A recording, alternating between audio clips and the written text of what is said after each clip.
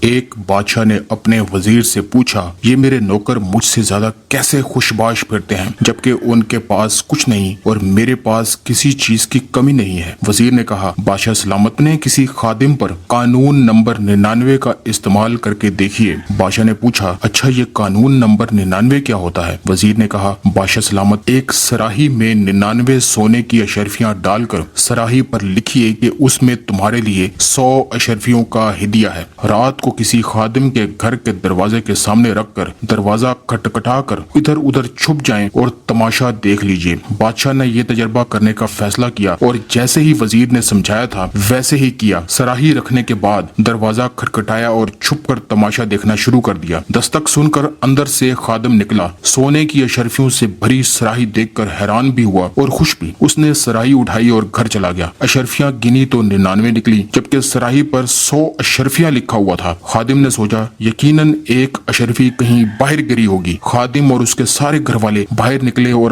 اشرفی کی تلاش شروع کر دی۔ 99 اشرفیاں غیب سے ملنے کی خوشی چھوڑ کر ان کی ساری رات ایک اشرفی کی تلاش میں گزر گئی۔ خادم کا غصہ اور بے چینی دیکھنے لائق تھی۔ اس نے اپنی بیوی بچوں کو سخت سست بھی کہا کیونکہ وہ ایک اشرفی تلاش کرنے میں ناکام رہے تھے۔ کچھ رات صبر اور باقی رات بک بک اور جھک جھک میں گزری۔ دوسرے دن یہ ملازم محل میں کام کرنے کے لیے گیا تو اس کا مزاج مختر، آنکھوں سے جگراتے، کام سے جھنجھلاہٹ، شکل پر افسردگی عیاں تھی۔ بادشاہ سمجھ چکا تھا کہ 99 کا قانون کیا ہوتا ہے۔ لوگ ان 99 نعمتوں کو بھول جاتے ہیں جو اللہ تبارک و تعالیٰ نے انہیں عطا فرمائی تھیں اور ساری زندگی اس ایک نعمت کے حصول میں سرگرداں رہ کر گزار دیتے ہیں جو انہیں نہیں ملی ہوتی، اور وہ ایک نعمت بھی اللہ کی کسی حکمت کی وجہ سے رکی ہوئی ہوتی ہے جسے عطا کر دینا اللہ کے لیے بڑا کام نہیں ہوا کرتا۔ لوگ اپنی اسی ایک مفقود نعمت کے لیے سرگرداں رہ کر اپنے پاس موجود 99 نعمتوں کی لذتوں سے محروم مزاجوں کو مقدر کر کے جیتے ہیں۔ حاصل ہو جانے والی 99 نعمتوں پر اللہ تبارک و تعالیٰ کا احسان مانیے اور ان سے مستفید ہو کر شکر گزار بندے بن کر رہیے۔